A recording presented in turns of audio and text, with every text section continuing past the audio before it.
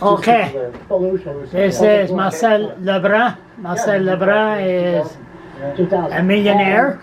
Want to help the less fortunate.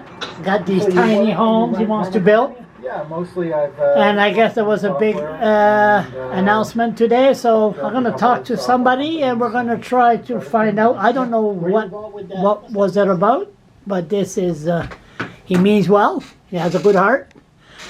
And another person that has a good heart, and we're not going to kiss ass because we don't want my welfare check to be cut off. But anyway, how you doing?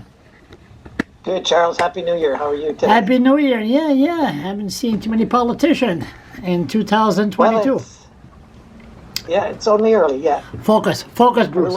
Focus, Charles. Okay. Okay, 10 minutes. Listen, starting now. Okay, so there was an announcement for this guy. He's a millionaire, has a good heart. He wants to build 100 tiny homes for the less fortunate. And what was the announcement? What was it all about? Sure. It was a good announcement today, and there was, sorry, just getting a little feedback. It should be okay now. Yep. So Marcel LeBlanc has started a project called 12 Neighbors. And 12 Neighbors, I think you probably heard, or it's been reported in the media, where he plans to build almost 98 mini homes on the north side of Fredericton to house individuals that are either homeless or living rough or unable to afford rent. Yeah. And it's a very ambitious project. So the provincial government is contributing $1.4 million to the project in order to help Marcel. The total project is worth about $2.3 million, and that's Janica was there also. Was in there the federal government also? Yes. Now, part of the way the funding worked is it comes through CMHC, so that's why Janica was there, and it was a good announcement. Minister Jill Green was the MC, and Janica said a bit of a speech, and then myself, and then we passed it on to Marcel, and he explained in depth the type of folks that he hopes to help out. And as you know, in Fredericton, there's a by names list that have a list of people who are homeless, and that will be the sort of initial list that he will be using in order to supply those folks with some. You're smart. You've been you're the longest serving MLA and the legislator. You're good because 10 minutes. Then we got 7 minutes left, and you talking, and then bye, Charles. 10 minutes is done. Actually, Trevor Holder is, and there's one Liberal who has served longer. Denis Landry. Landry, yeah, thanks. No. Okay, so you turn around. What is that in 30 seconds? What is that $1.4 million? What are they going to do with that?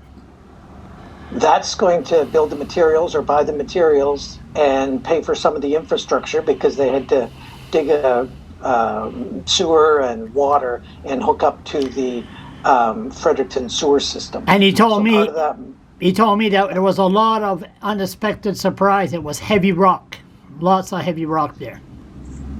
I did a tour of the site before Christmas with Minister Green, and there was a lot of rock around without a doubt, and they had the equipment in there busting it up and digging the holes. And then we toured the site where they're actually building the mini homes, and he had a couple of them put together, which was interesting. They've got a shower, toilet, kitchenette, and a bed. I gotta watch that. I gotta contact him, and he has to give me a tour. Where was it? Clark Street, I believe it was. The actual location is 269 Two Nation Crossing Road, just next to the Walmart. Okay, you know yourself. No.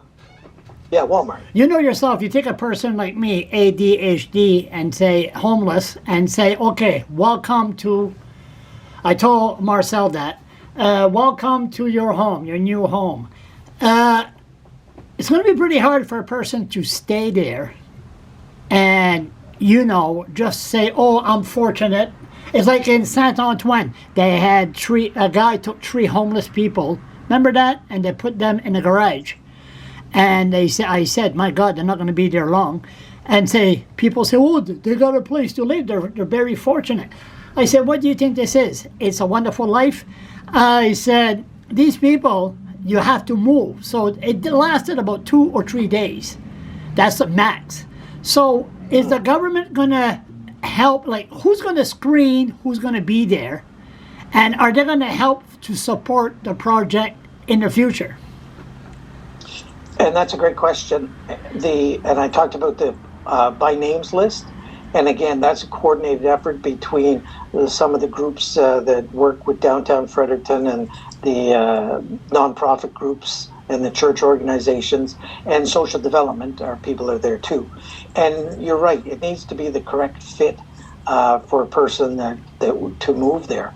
And there's also going to be wraparound services. When I talk about wraparound services, part of the vision, and Marcel can explain it better than I, they'll have sort of a community center, and there'll be folks there, caseworkers or possibly social workers, to help folks deal with any issues that they might have, and with the idea that maybe they would get back, go to work, or you know, again, this would be a temporary spot where they could, you know, go to a bigger apartment or another apartment once they get back on their feet.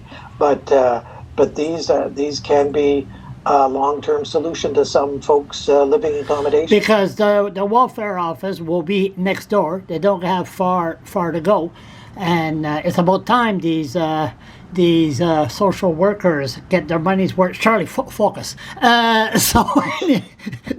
So it's going to be, it's all right to make a donation or a forgivable loan, but will they be strong follow-up to help Marcel and the situation with people with mental illness? And let's not forget, I hate to talk about it, crystal meth.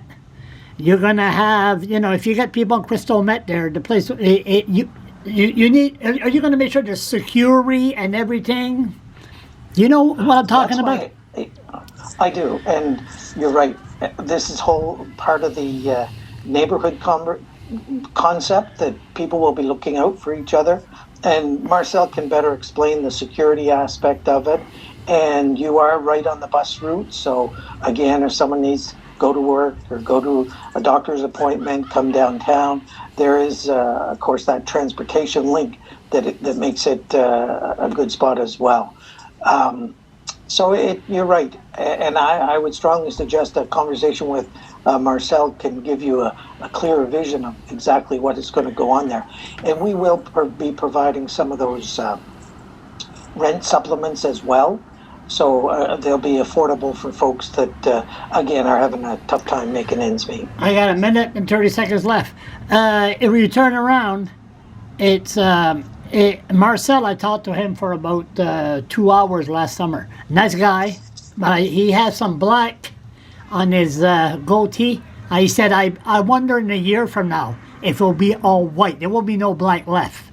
It's not the same homelessness or poverty than 3 years ago. Agreed. When I started in politics, I had a full head of hair and it was all black.